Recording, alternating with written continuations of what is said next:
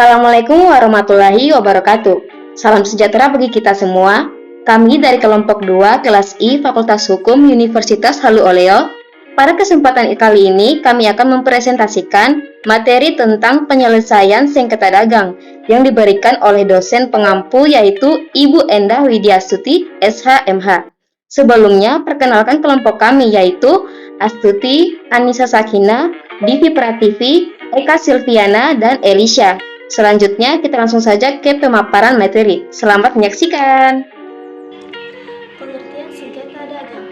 Penjelasan pasal 66 huruf B Undang-Undang Nomor 30 Tahun 1999 tentang arbitrase dan alternatif penyelesaian sengketa menjelaskan bahwa sengketa bisnis atau sengketa perdagangan adalah sengketa yang ruang lingkupnya adalah hukum perdagangan. Yang dimaksud dengan ruang lingkup hukum perdagangan adalah kegiatan-kegiatan di bidang perniagaan, perbankan, keuangan, penanaman modal, industri, dan hak kekayaan intelektual.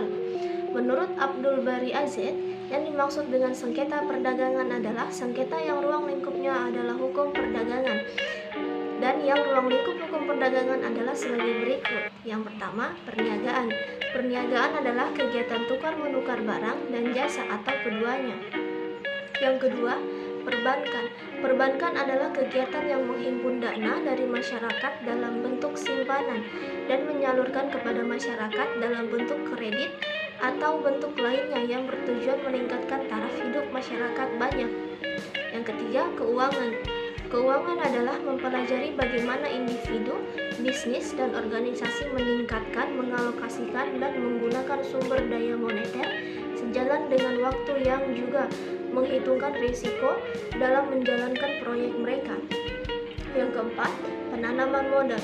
Penanaman modal adalah suatu yang berhubungan dengan keuangan dan ekonomi, berkaitan dengan akumulasi suatu bentuk aktiva dengan suatu harapan mendapatkan keuntungan di masa depan. Yang kelima, industri. Industri adalah kelompok bisnis tertentu yang memiliki teknik dan metode yang sama dalam menghasilkan laba. Yang terakhir, hak kekayaan intelektual. Pada intinya, haki adalah hak untuk menikmati secara ekonomis hasil dari suatu kreativitas intelektual. Terjadinya penyelesaian sengketa dagang berkaitan langsung dengan upaya penanganan perselisihan yang terjadi dalam sengketa bisnis yang terkait dalam suatu kontrak. Penyebabnya kemungkinan besar karena adanya wan prestasi. Cara penyelesaian sengketa dagang. Penyelesaian sengketa dagang dapat dilakukan secara litigasi dan non-litigasi. Pertama, penyelesaian sengketa melalui litigasi.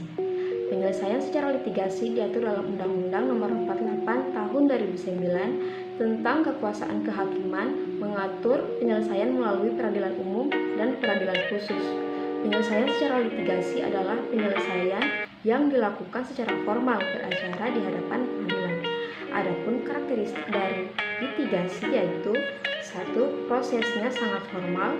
2. Keputusan dibuat oleh pihak ketiga.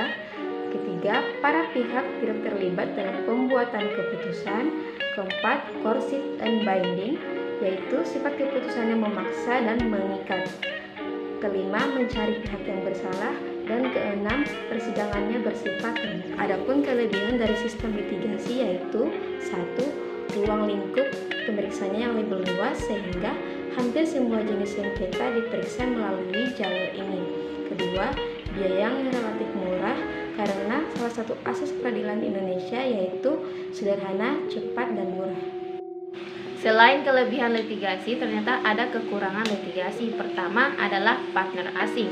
Apabila sengketa terjadi antara perusahaan dalam negeri melawan perusahaan luar negeri atau belum memberikan kepercayaan kepada efektivitas hukum Indonesia.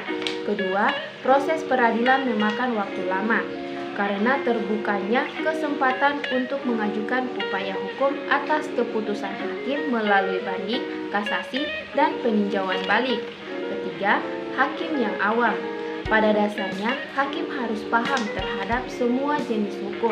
Namun, jika sengketa yang terjadi pada bidang yang tidak dikuasai oleh hakim, maka hakim tersebut harus belajar lagi dikarenakan para pihak tidak bisa memilih hakim yang akan memeriksa perkara. Hal ini akan mempersulit penyusunan putusan yang adil dengan bidang sengketa. Hakim juga tidak boleh menolak memeriksa suatu perkara karena di pihaknya tidak ada atau tidak jelas. Jadi, tidak boleh ada hakim yang menolak, apalagi hanya karena dia tidak menguasai pihak sengketa tersebut. Nah, banyaknya persyaratan yang harus dilakukan dalam proses litigasi, maka menyebabkan masyarakat mencari alternatif lain, yaitu penyelesaian sengketa di luar proses peradilan formal. Inilah yang disebut dengan Alternative Dispute Resolution atau ADR. Alternatif penyelesaian sengketa melalui non-litigasi. Dalam penyelesaian sengketa melalui non-litigasi, kita telah mengenal adanya penyelesaian sengketa alternatif atau alternatif dispute.